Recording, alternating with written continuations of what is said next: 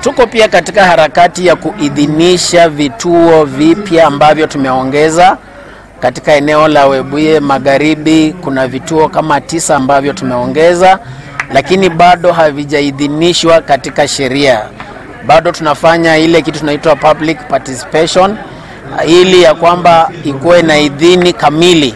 Wakati itakuwa tayari ikuwe gazetted, hapo ndivyo tutakuwa na uwezo wa kuandikisha wapiga kura katika vituo hivyo.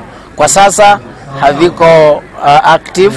Tutaanzisha kuvitumia pengine tukianza mwezi wa kwanza hapo mwaka ujao.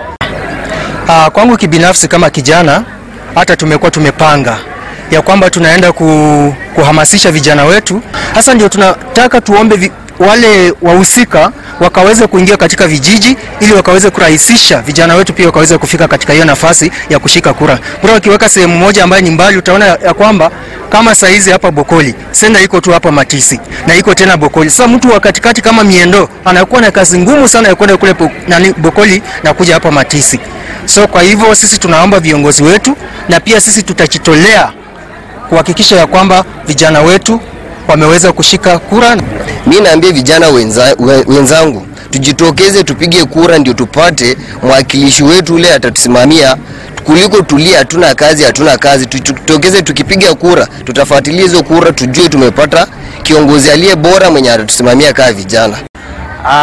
Tangu tuanze zoezi katika uandikishaji wa kura tarehe 29 mwezi uliopita, watu hawajajitokeza sana kufanya usajili, kwa sababu usajili wetu tumeufanyia hasa kwa ofisi. Hatujakuwa na uwezo wa kufika nje.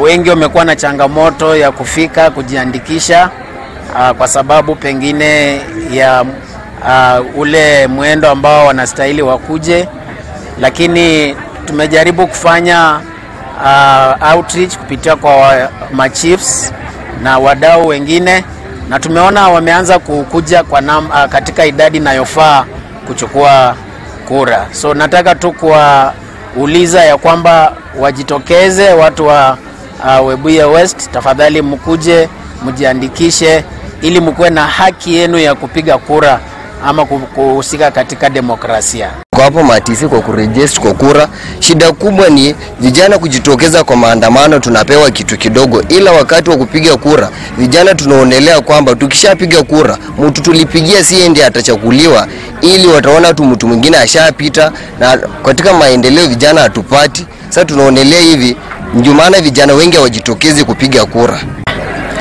Kwangu kibinafsi kama kijana, hata tumekuwa tumepanga ya kwamba tunaenda kuhamasisha vijana wetu ili wakaweze kutafuta zile vitambulisho ambavyo viko katika hizo ofisi. Na pia kuna baadhi ya vijana ambao tumejitolea kwenda katika ofisi zetu ambazo zimeweza kukaa na zile IDs ili wakaweze kupeana zile ID kwa vijana wetu. Alafu tena tuko na changamoto ambazo pia mimi kama kijana naona, hasa upande wa kura ambayo kwa kushika kura tumekuwa na changamoto. Hasa tunakuja kuona ya kwamba vituo ambavyo hawa watu wa kushikisha kura viko sehemu ya mbali sana. Sasa unakuja kuona ya kwamba vijana wetu kufika yale maeneo inakuwa vigumu.